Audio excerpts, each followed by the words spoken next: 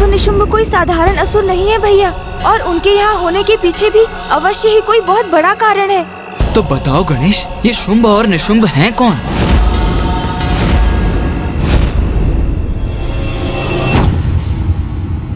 कौन है ये असुर भ्राता शुंभ और निशुंभ?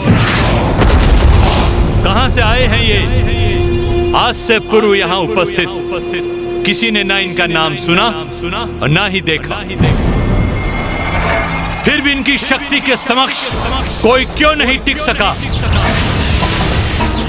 अपने नवीन महानायक को लेकर इन्हीं प्रश्नों के उत्तर ज्ञात करना चाहते हो ना तुम सभी? हाँ, हमें ज्ञात तो होना चाहिए।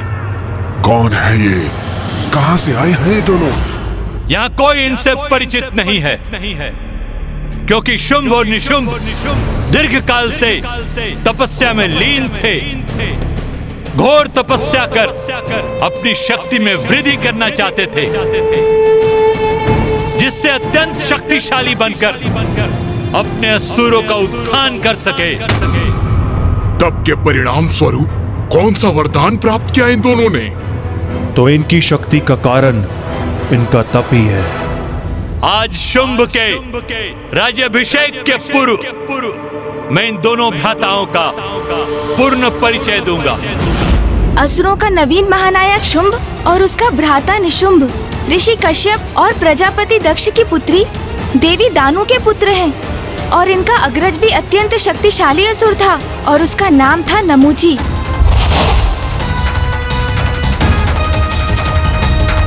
इसलिए देवता, गंधर्व, यक्ष, नाग आदि कोई भी युद्ध में उसके समक्ष नहीं टिक पाते थे, जबकि इंद्रदेव और नमूची एक ही पिता ऋषि कश्यप की संतान थे। इनके अग्रज नमूची में इतनी शक्ति थी कि देवराज इंद्र भी उनका सामना करने में अक्षम थे।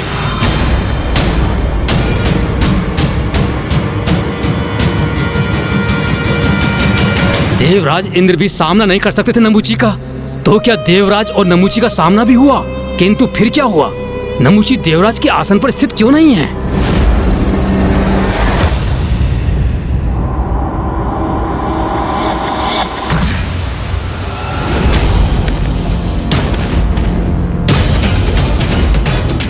इंद्र, इंद्र, इंद्र, यहाँ तो कोई नहीं। फिर ये किसका स्वर? कौन है ये जो मेरे ही लोक में, मेरे ही भवन में मुझे इस प्रकार पुकारने की धृष्टता कर रहा है? कदाचित ये मेरा भ्रम है, कोई भी तो नहीं है यहाँ। देवराज इंद्र! कौन हो तुम? और इस प्रकार मुझे छिपकर पुकारने का क्या प्रयोजन है? यदि साहस है तो मेरे समक्ष आओ। तुम्हारा भ्राता हूं मैं, देवराज इंद्र। मेरा भ्राता?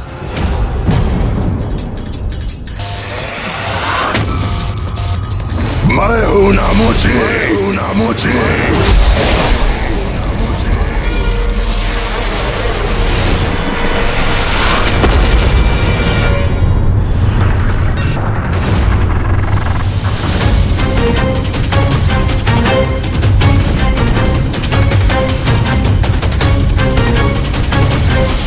कहां हो तुम? नमूची! आओ नमूची, मेरे समक्ष आओ। क्या हुआ भीरू नमूची? यदि साहस है तो मेरे समक्ष प्रस्तुत होकर मेरा सामना करो। देवराज इंद्र का सामना करो। मैं इन मेघों में कहीं भी हो सकता हूं देवराज।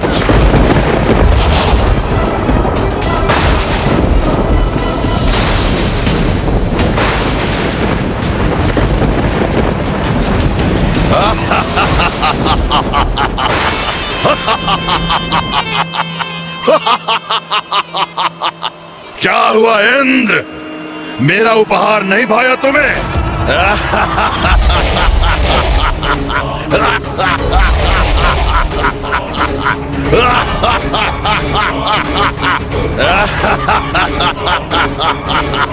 तुम्हारा इतना दुस्साहस!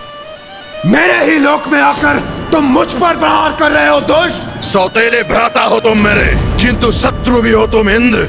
तुम्हें स्वर्ग के सिंहासन से हटाकर ही रहूंगा। सौतेले भाई हो इसलिए तुम्हें यहाँ से सुरक्षित लौटने का अवसर दे रहा हूँ। यदि कोई अन्य असुर होता तो अब तक मैं उसका वध कर चुका होता। जाओ, लौट जाओ यहाँ से।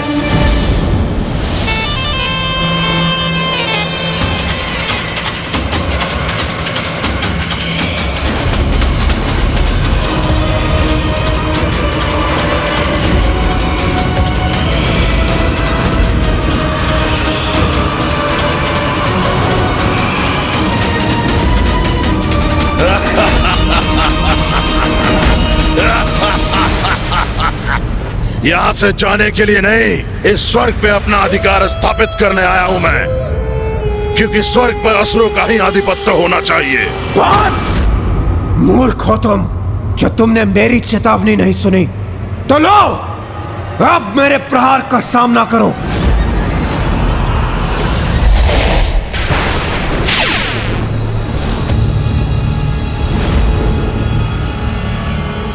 अब तुम्हें कोई नहीं बचा सकता।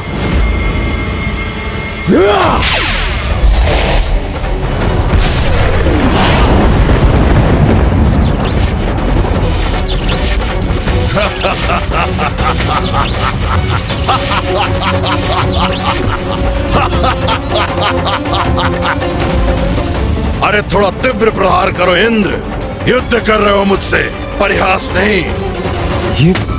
ये कैसे संभव है?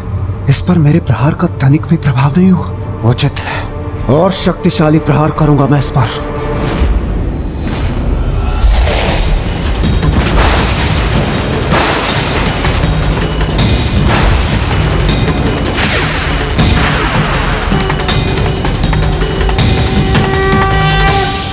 अब कोई तुम्हारी रक्षा नहीं कर सकता नमूची, कोई भी नहीं।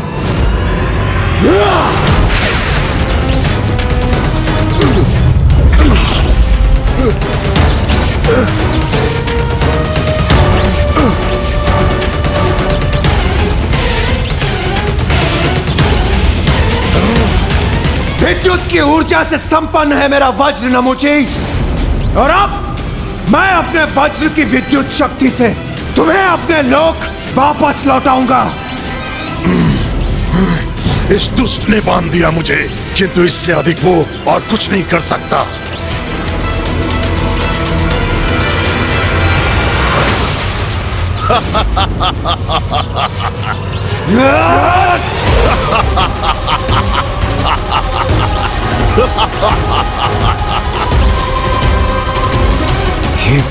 ये तो अब भी अपने स्थान पर अडिग है।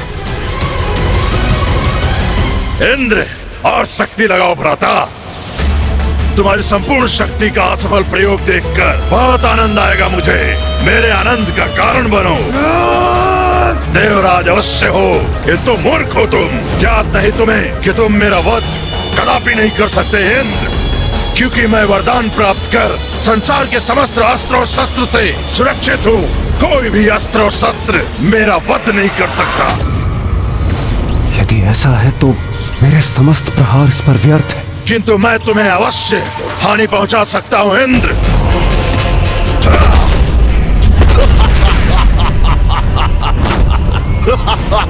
इसने तो स्वयं को मेरे बंधन से मुक्त भी कर ली। मेरे हाथों से तुम्हारी पराजय निश्चित है।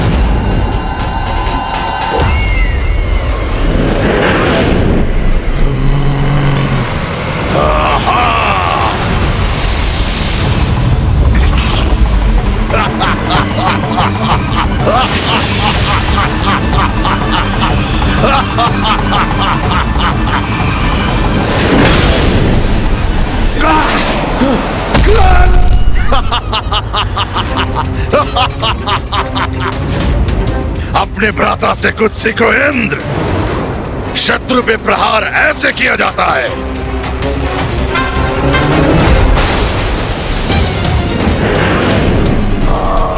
ये तो पुनः वार करने को तैयार है। और शत्रु को धूल दूषित करने के लिए और सशक्त प्रहार ऐसे होता है।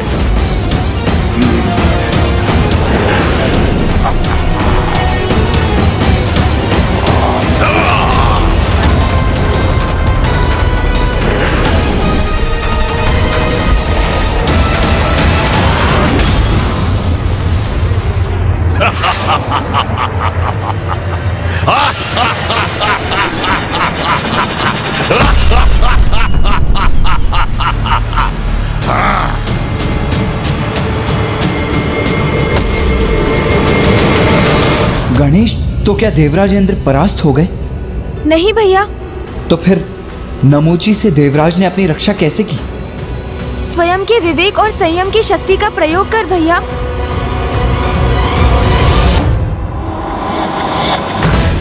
अब कहाँ है वो दुष्ट नमूची?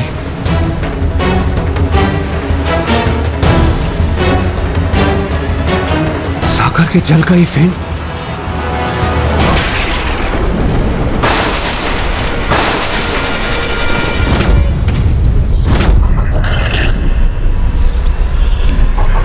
सागर का ये फेन संयुक्त होकर, जुड़कर किसी तंत्र युक्त धारदार अस्त्र के समान हो गया है।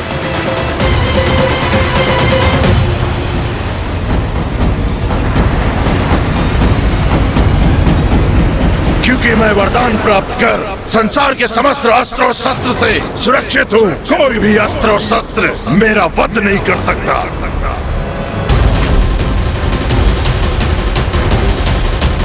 ऐसा अस्त्र जो अस्त्र ना हो।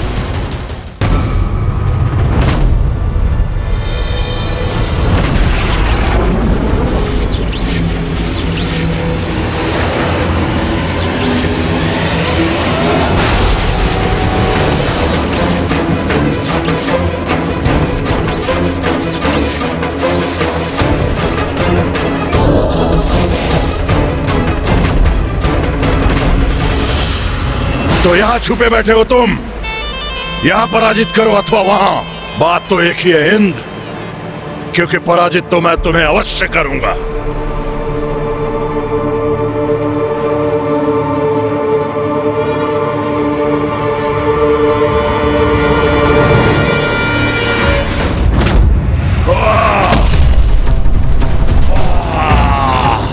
क्या हुआ भ्राता श्री नमूची? आप तो आहत हो गए, वो भी इस साधारण फेन से।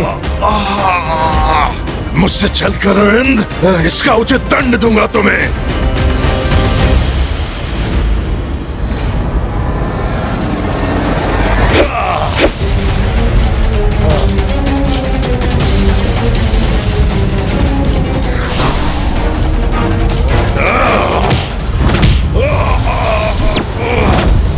इंद्र, मेरा सामना नहीं कर सकोगे तुम। बस नमूची, हमारी दृष्टिता अब और सफल नहीं होगी, कदापि नहीं। अब अंत होगा तुम्हारा दुष्ट।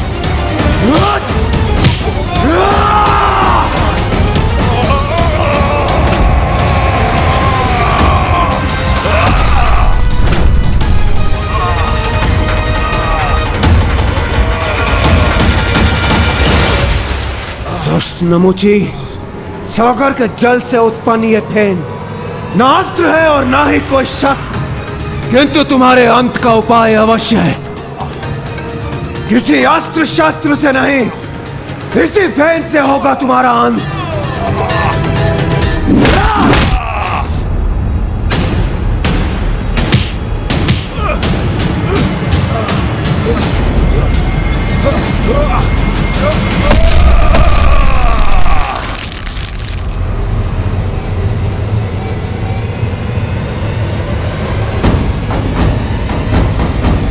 बुराई का अंत सदैव बुरा ही होता है।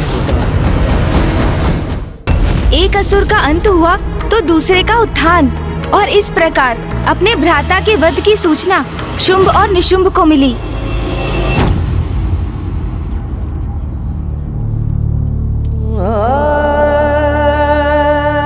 मेरे अग्रज,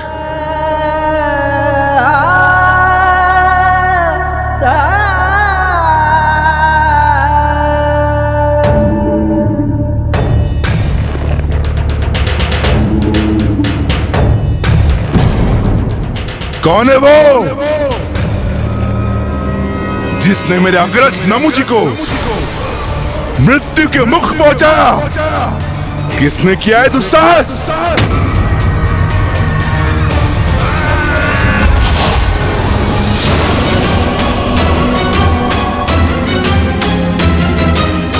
सुना नहीं तुमने? क्या पूछे भ्राता शुंभ? शीघ्र बताओ। किसने वध किया हमारे भ्राता का? बोलो!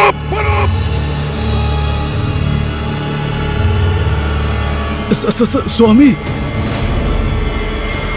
देवराज इंद्र ने ये दुष्कृत्य किया है। स्वामी, देवराज इंद्र ने छल से नमूची जी का वध किया है।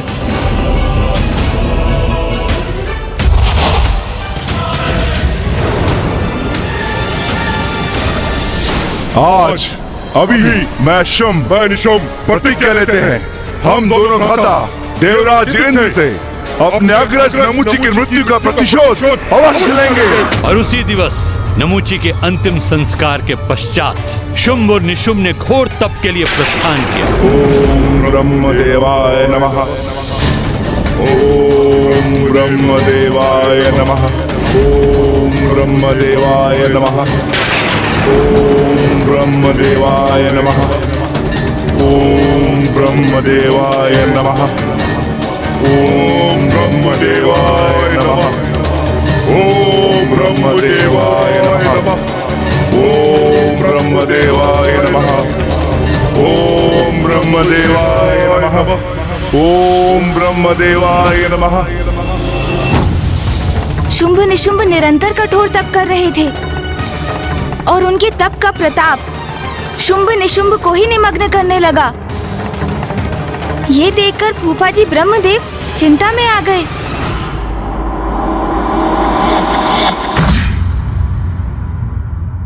ओम ब्रह्मदेवाय नमः।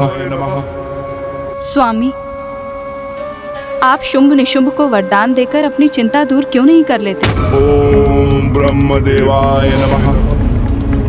ओम ब्रह्मदेवाय नमः। ओम ब्रह्मदेवाय नमः। आप इतने विचारमग्न क्यों हैं स्वामी? ये दोनों कई वर्षों से आपके प्रति भक्तिभाव धारण कर आपकी इतनी कठोर तपस्या कर रहे हैं कि इनके तप से उत्पन्न तेज ही अब इन्हें प्रभावित करने लगा है। देवी, शुंभ निशुंभ ये तप किसी बड़े वरदान की प्राप्ति के लिए कर रहे हैं। जैसे ही उन्हें यह वरदान प्राप्त होगा, वो देवताओं के लिए कोई बड़ा महासंकट उत्पन्न करेंगे। क्योंकि देवी, असुरों को दिए वरदान का परिणाम देवताओं के लिए विपत्ति लेकर आता है। ये ज्ञात होते हुए भी मैं इन दोनों को वरदान देने के लिए विवश हूं, क्योंकि तप के फलस्वरूप वरदान देना मेरा धर्म है और इस धर्म से पीछे मैं नहीं हट सकता।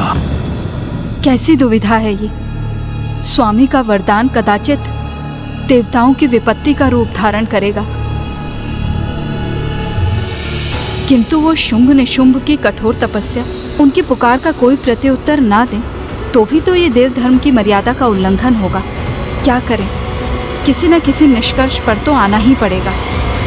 ओम ब्रह्मदेवाय नमः। ओम ब्रह्मदेवाय नमः। ओम ब्रह्मदेवाय नमः।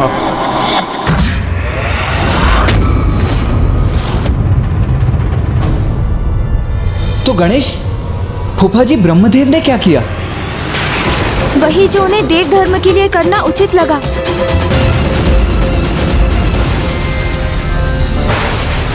ओम ब्रह्मदेवाय नमः। ओम ब्रह्मदेवाय नमः। ओम ब्रह्मदेवाय नमः। ओम ब्रह्मदेवाय नमः। ओम ब्रह्मदेवाय नमः। ओम ब्रह्मदेवाय। पुत्र शुंभ निशुंभ, मैं तुम्हारी तपस्या से प्रसन्न हुआ। कहो, क्या वरदान चाहते हो? प्रणाम ब्रह्मदेव, हमें अमरत्व प्रदान कीजिए। अमरत्व का वरदान तो मैं तुम्हें नहीं दे सकता। इसके अतिरिक्त जो चाहे मांग लो। तो आप मुझे ये वरदान दीजिए ब्रह्मदेव कि मेरा अंत मात्र नारी शक्ति से हो, स्त्री के अतिरिक्त कोई मेरा अंत ना कर सके।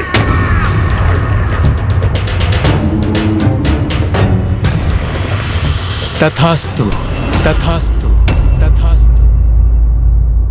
और मुझे ये वरदान दीजिए ब्रह्मदेव कि मेरा वध भी नारी शक्ति से ही हो, और वो नारी जो मेरे ही शरीर से उत्पन्न हो, अर्थात पुरुष के शरीर से जिस नारी का आविर्भाव हो वही मेरे अंत का कारण बने। वरदान दीजिए ब्रह्मदेव, यही वरदान दीजिए। तथास्तु, तथास्तु, तथास्तु।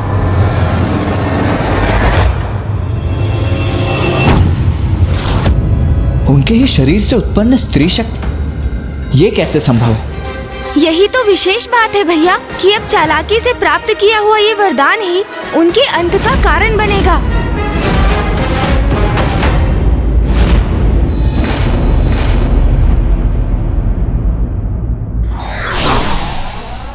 प्रतिशोध की भावना कभी और किसी के लिए भी उचित नहीं होती।